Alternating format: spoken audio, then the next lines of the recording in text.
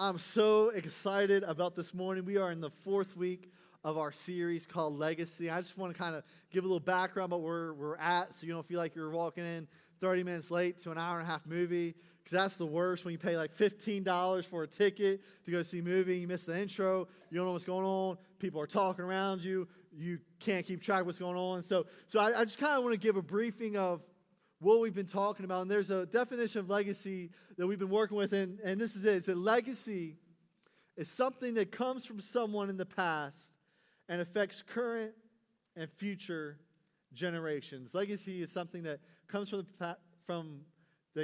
someone in the past and affects current and future generations. And we've been saying that not only is this good for some people, because I think it's easy for us to say, like, yeah, some people can leave a legacy. Some people have that opportunity. Some people have the gifts and the abilities to leave a legacy. But that's good for them. But we believe that everyone should leave a legacy. We believe that everyone has the opportunity to leave a legacy. And this is where there might be some pushback, and this is where there might be some trouble with you and with me, honestly, on that thought, is that it's because when we look at legacy, we all didn't have the same starting place in life. And you're probably thinking, like, that is great for some people that had the best parents and they had some opportunities given to them. That's great for all those people over there. But me over here, I'm just trying to get caught back up to the starting block. I'm just trying to make my way to the starting line while they're crossing the finish line. And it can be easy for us to say the legacy is good for some of them, but it's not good for me, because I didn't have those same opportunities. It's something instinctual inside of us. It's something just deep inside of us that makes us feel this way just naturally. And that's why every generation ever, every nation ever, you've heard kids say this phrase, and all across the world, it doesn't matter how old, you hear kids say this phrase, and you hear parents and grandparents battling with kids saying this, and you probably will hear it in United Kids. You probably heard it on your way here. You'll probably hear it leaving here. But whenever something doesn't go our way, something doesn't go as we planned, something doesn't go as we hope, we now have to share our toys, or now we can't do this and they get to. Our inside instinct is to say, that's not fair. Oh, that's funny y'all know that. Some of y'all parents are like, I heard that this morning. To which grandparents and parents of all generations, of all countries, everywhere in the world, forever, have always looked back at their kids and said, well, life's not fair. Y'all are on to something this morning. Life's not fair. And I think it's easy for us to really understand this once we understand what we mean by fair. See, when we say fair, what we really are trying to say is we want things in life to be even. We aren't concerned with fairness as much as we are with evenness. We want things in life to be even, but as soon as we start to say that, as soon as we start to think about that, we know things can't really be even in life. We all come from different backgrounds. We all come from different neighborhoods. We all have different opportunities presented to us. We all have different parents. And so nothing in life can really be even. And so we find out life isn't fair. But have you ever noticed that, like, we're really only concerned about the fairness of life when we feel like we're getting the short end of the deal? Like, if you get a raise and no one else in your company does, you are not calling a meeting and saying, hey, this is not fair. They didn't get raises. You don't care about them. We only care about fairness when we get to the end of the buffet line and there's only the small slices of pizza left for us. We only care about fairness when we get the smaller piece of pie. Here, this is how it works. I'll tell a quick story. So my wife and I, we get invited to weddings, and it's amazing. I love being able to go celebrate with new couples, the journey that they're on. And so we go and we get to see family we haven't seen in a long time. We get to see friends we haven't seen in forever. And we get to celebrate a beautiful wedding and have a delicious meal for free. And it's awesome. And that's why I come to your wedding, is for the food. And so you get to have an amazing meal and just laugh and enjoy good company. And then when the bride and groom cut the cake, you celebrate with them. And as they start their marriage, and then I walk up to the dessert table, and I get a slice of cake for my wife and a slice of cake for me. And as I'm walking back to my seat, I'm not thinking about how grateful I am for everyone in my life and that I'm at this wedding. I'm trying to figure out which plate is heavier because that's the one I'm sitting down with. We really only care about fairness when we feel like we are the ones that aren't getting fairly treated. And it's something inside of us that believes that in order for us to leave a great legacy, in order for us to do this thing, we have to have everything that they have. And because we don't have what they have, we don't have an opportunity to leave a legacy. And so we focus on having everything instead of being someone.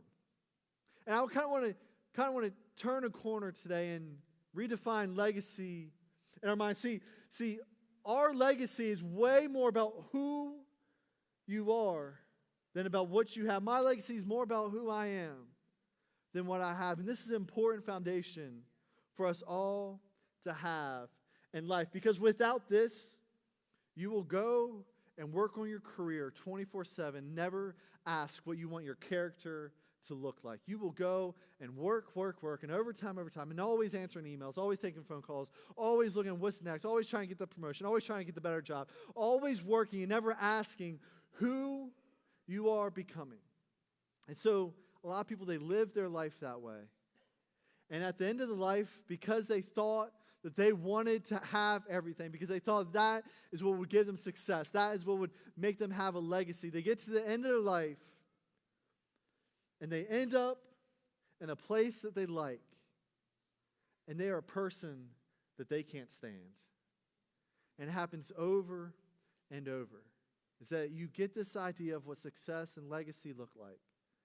And you think it's about what you have. And so you go where you want and become someone you don't like. And so I want to say it also like this, is that you will love where you are but hate who you are. And I think this should be different. I think everyone in this room, that you should have an opportunity to love where you are and love who you are.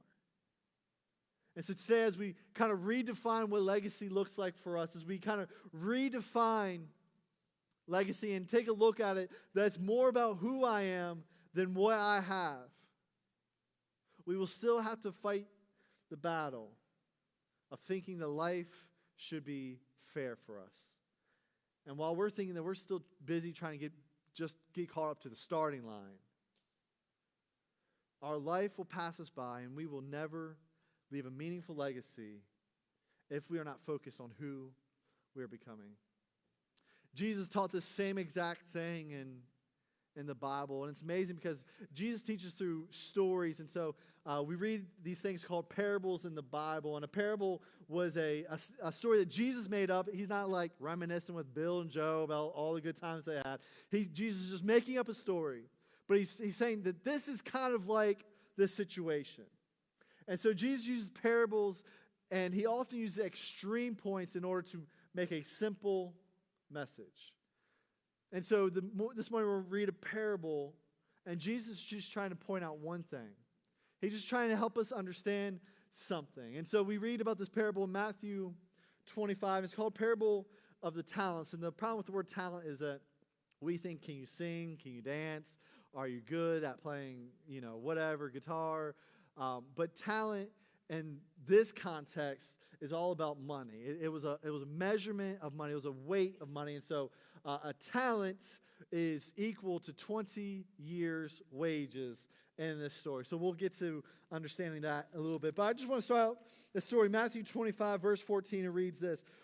For it will be like a man, and Jesus, when he says for it will be like, he's talking about the kingdom of heaven. And so he's talking about how does God view our lives and our situation and how we should be spending our lives.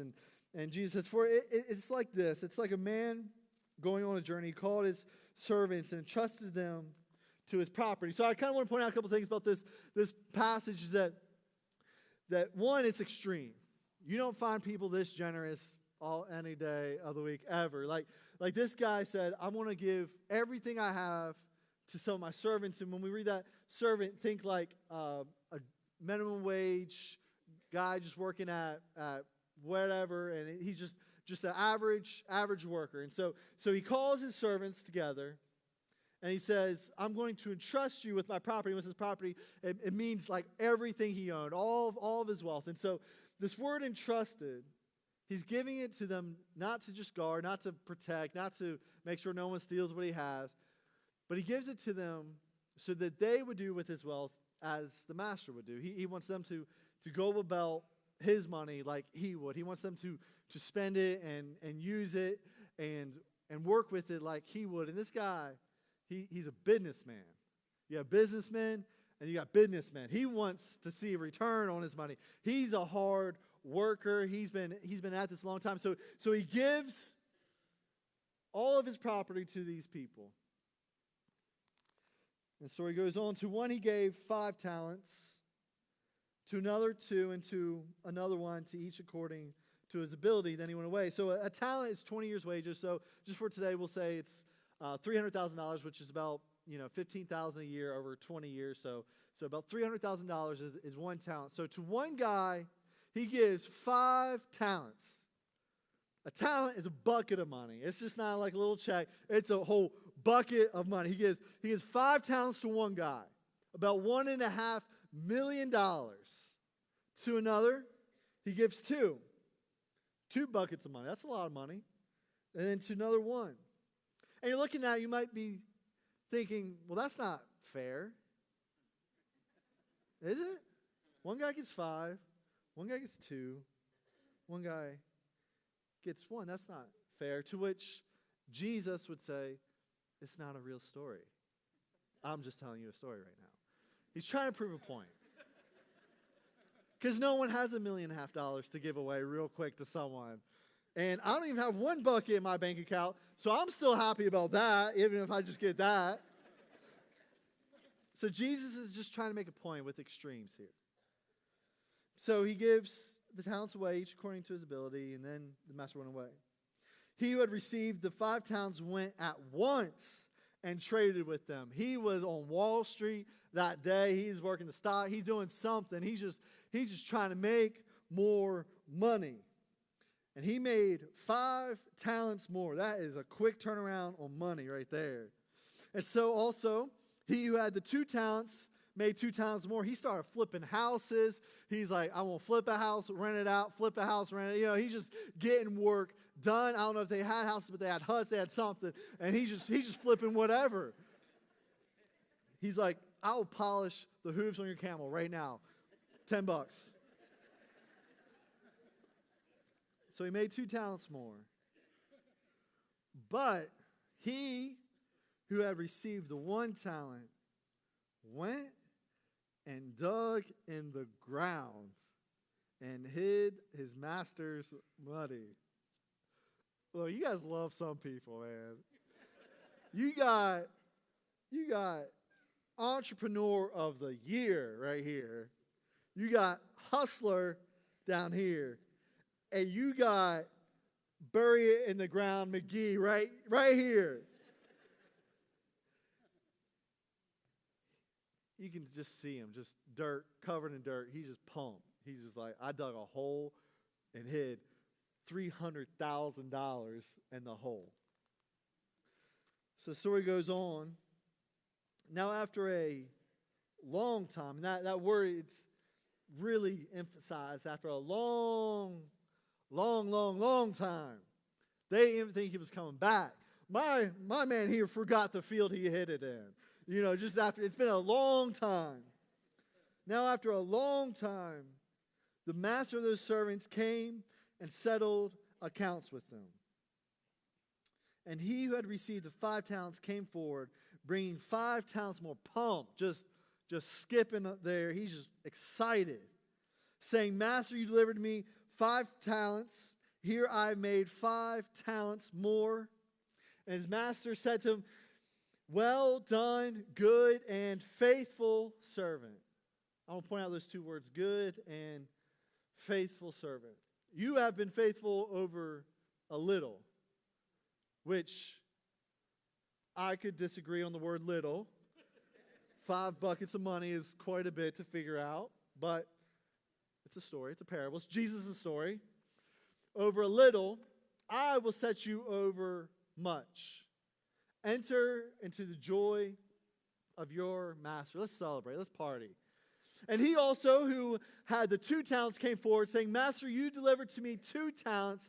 Here, I've made 2 talents more. And his master said to him, well done, good and faithful servant. So it's not about the amount that each of them produced. One produced 5 more, one produced 2 more.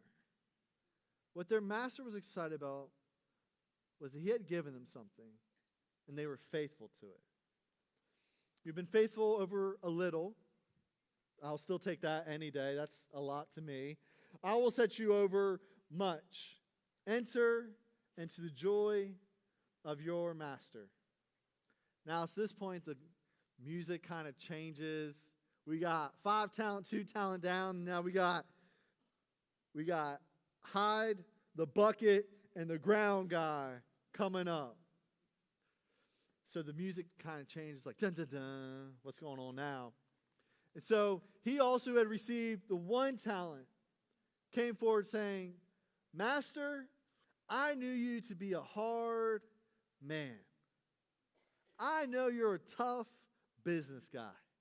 I know that you drive a hard bargain. You're a tough businessman.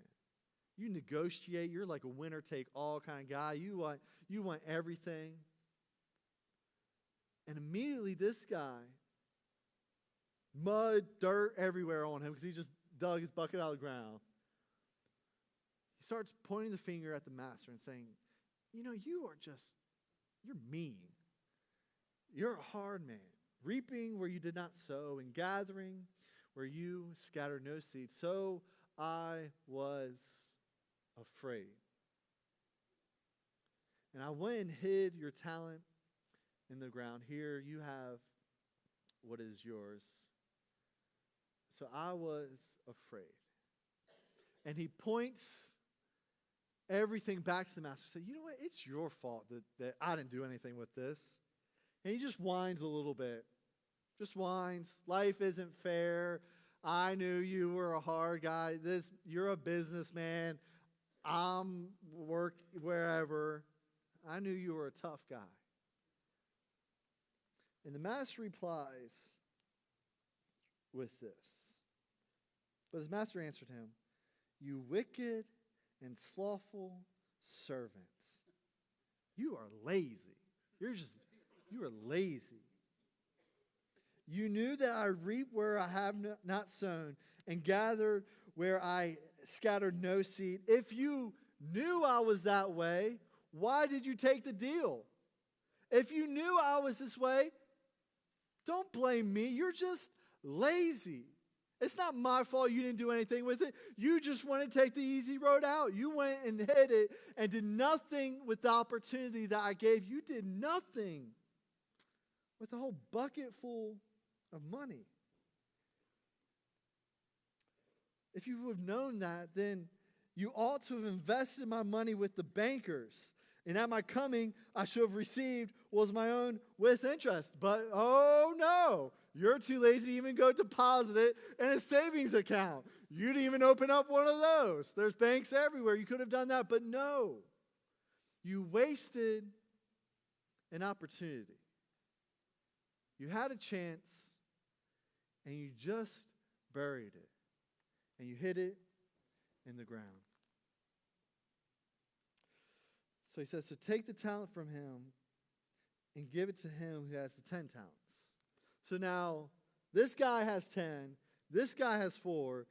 This guy has a bunch of muddy money covered in dirt. And he says, give it to the guy with 5 who now has 10, who now will have 11. But that's not fair. I guess it's the point of the story. Is that we all start at different places in life. We all have different opportunities. We all have different places on the starting line. But we all are given opportunities. Some of us, we we relate to this guy. 5 talents. You had good parents, and they made sure that you went to good schools, set you up with tutors if you needed them, helped you get in college. They knew some connections, got you your first job, and you just did really well. And you can really relate to this guy who just had some opportunities laid out for him.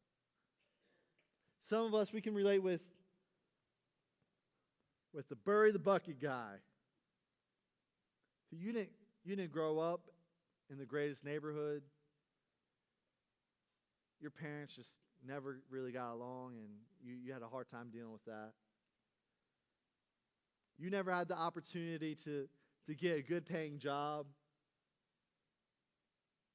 You just struggled. You worked hard for your C pluses. You know what I'm saying? You worked hard for that. And then you got 5 talent guy walking into the room. They just brush their hair, comb it, walk in, do the presentation, nail it. Professor's taking notes on the presentation. They just crush it. They don't even try. Those people really annoy me, you know. Just walk in, just good at everything. And here you are, just trying to get by. And you have a different opportunity than everyone else. And then 2 talents, which is probably where most of us probably fit, somewhere in between. You had some good opportunities, but you still got to work hard.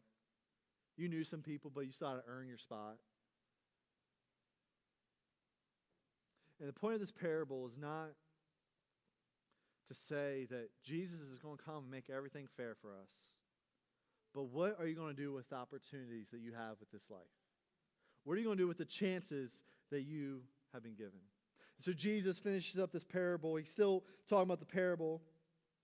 He says, "For to everyone who has will more be given, and he will have an abundance. But from the one who has not, even what he has will be taken away. Cast the worthless servant into the outer darkness. In that place where there will be weeping and gnashing of teeth." And so Jesus is just making a point here that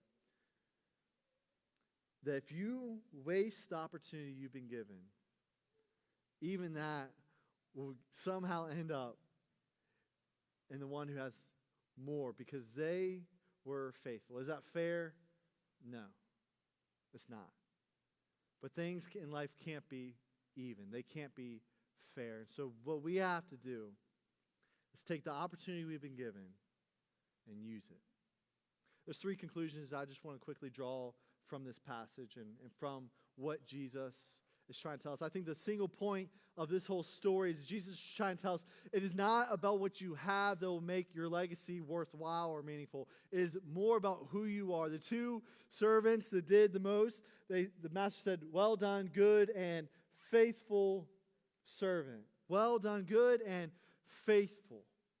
You may not be 5 talents. You may not be 2 talents, but you can still be faithful with where you're at. It's all about who you decide you're going to be. It's all about who you decide you want to be. You can be a 2-talent guy just crushing it and still at the end of your life know that you were faithful to the opportunities that God gave you. So 3 quick conclusions I want to draw from this. The first is this: my legacy needs giftedness and faithfulness. My legacy needs giftedness and faithfulness. The gift part is up to God. We all start at different places in life. We all have different connections. We all have different people in our life. We all start at different places in life. That's up to God. But our part is if we're going to be faithful to the opportunity that He's given us. Our legacy needs both giftedness and faithfulness. The gift is from God, and our faithfulness is more about who we are. Your legacy is more about who you are than what you have. Benjamin Franklin said this. He said, "He that is good at making excuses is seldom good at anything else." Y'all know some of those people. You know that the excuse makers are often not the ones trying to be faithful in everything that they have. They're not taking their small opportunities and making them big opportunities. They're just complaining about how life isn't fair. If you have 1 bucket full of cash, you can still be faithful with that. Just like you can be faithful with 5. Just like you can be faithful with 2. The question is if you're going to use it or bury it. Second conclusion we can draw is that my legacy needs moments and a lifetime. My legacy needs moments and a lifetime. See, moments will come along, and there'll be moments in all of our life where we are given a 5-talent kind of opportunity. Moments will come along where we are just dealt a 1-talent opportunity. There will be moments along the way where we have opportunity to show courage and bravery and faithfulness and encourage someone that needs it, or serve a city that needs it, or do something that just matters. And those moments will come along, and that is God's gift for you to make a difference in someone's life. But your lifetime and what you do with all those moments combined, that is dependent upon who you choose to be. And if you will be the faithful one. Or you can still be this 5-talent person that just goes and buries it. And that's the danger with this, is that you can't waste things you don't have extra of.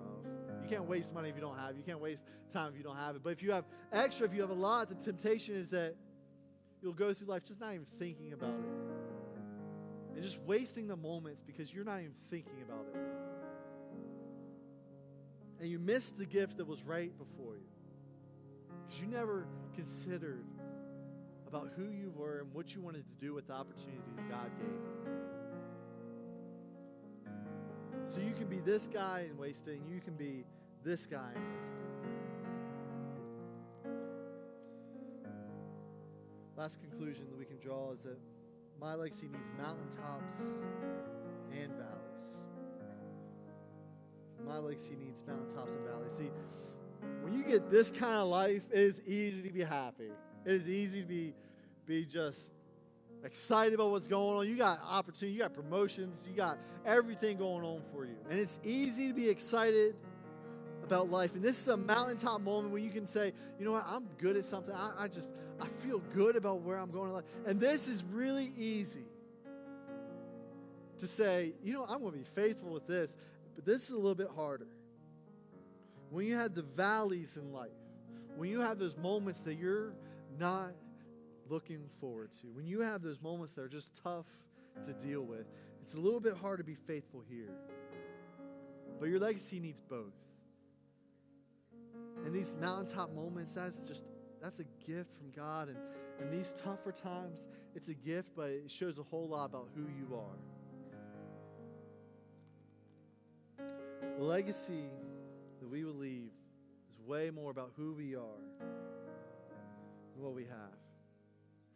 There's a turning part in this story. There's a turning point where I think Jesus probably talked the softest and kind of leaned in, and the crowd was wondering what was coming next in the story. It's verse 19 when Jesus says, "Now after a long time, the master of those servants came and settled accounts with them." The point of the parable is that one day God will come to us and say, what did you do with those opportunities that I gave you? All these moments, all these opportunities, all these talents, all these gifts, what did you do with them?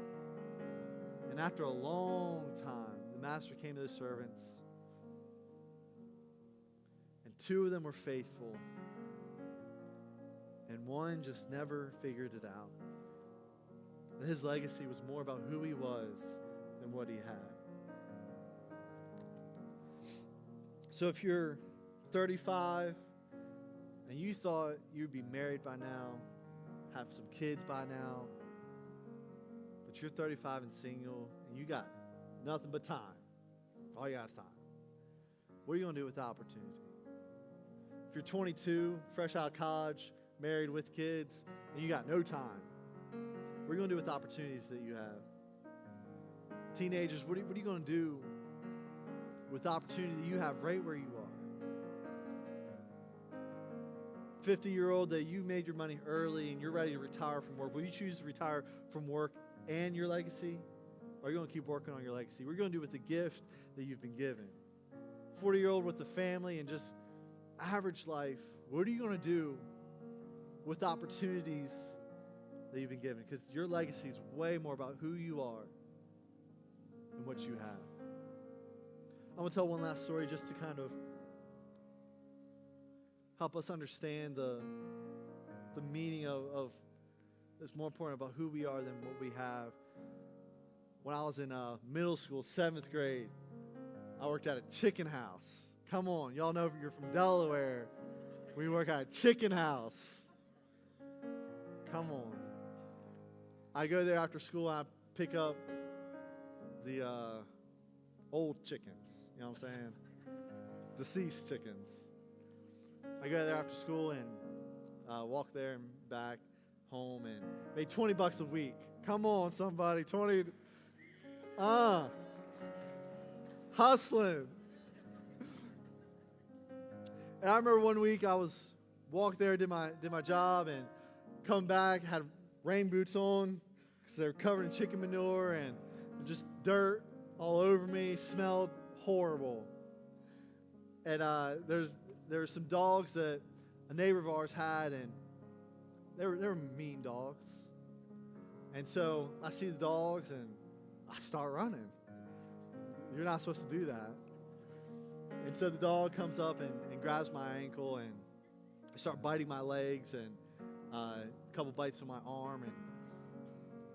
And I remember just screaming, trying to hold on to my boots so they wouldn't be able to just keep biting me and attacking me. And I remember there was a bicyclist that was riding by. I was screaming, just help, and he kept on riding. Okay. SUV came by, same thing. I think they actually crossed to the other side of the road, so they at least didn't, run into me. Super nice of them. And so about 2 or 3 more cars drove by. All the while I'm just screaming, wishing someone would help me. So eventually the dog gets my boot off and they go over to the yard, and I get up and I start walking home just bloody and scared and crying, and old beat down car drives up, and it was a friend from school and his mom, and they put me in their car and they drove me home. And in that moment I was not thinking, I wish they had a nicer car. I wish there was more space. I wish that SUV would have stopped instead, and then I would be able to sprawl out. There's not enough leg room in this car. I was just so thankful for who they were. That they would stop and help a boy in 7th grade that needed some help. A person that had it all, that had a nice car and all that, they didn't have enough time to help someone. But the person with not a lot, they had the time to make a difference. They had the time to stop and help. So you might not have everything. We don't have everything. We never get a chance in life to have everything. But we do have an opportunity to help someone. We do have an opportunity to be the person that we want to be. We have an opportunity to make a difference in people's lives. The question is will we bury it, or are we going to put our opportunities to work? It's not about what you have. It's about who you are.